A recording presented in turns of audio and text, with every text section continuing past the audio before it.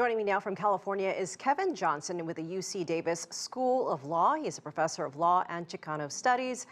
Professor, first, what do you make of this travel ban and the countries named in it? That's a very good question. The travel ban really does build on the Muslim ban from the first Trump administration. It's a blanket bar to entry for 12 nations and suspended partial entry for 7 nations. And it's going to affect tens of thousands of people every year. It's going to limit educational exchanges, other kinds of exchanges, and it seems to cut with a very broad brush to deny all people from certain countries entry into the United States. So that's one of the reasons that some critics have said that it just goes too far.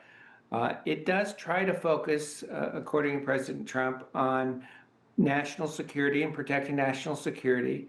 And the Supreme Court has said time and again that's important. But some are questioning the breadth and scope of the travel ban and whether it's really necessary. Yeah, what do you make of some of the reasons? I mean, you mentioned that Trump did this in his first term. Do you think it will accomplish what he wants? And do you think there's a possibility that this could change like some of the other quick decisions the president has made in the past? You ask, is he getting what he wants? And the truth of the matter is, in many immigration actions that the administration has taken, his goal has been to show that he is aggressive on immigration enforcement, aggressive on limiting access to the United States, and basically taking positions that have not been taken by any modern American precedent. So he wants to be the immigration enforcement president. And this is one step among many along that road to becoming the chief immigration president of the 21st century. So I think what he is trying to do is to send a message to the American public that he believes in immigration enforcement and closing the borders. And I think also he wants to send the message around the world to nations that we are going to enforce our borders to the fullest extent possible. And a separate message he's sending to people of some nations, we don't want you to come to the United States. Can the U.S. side handle the logistics of all of this, given that we're also seeing some visa restrictions on foreign students? I mean, just handling who comes in, who comes out. This supposedly starts on Monday.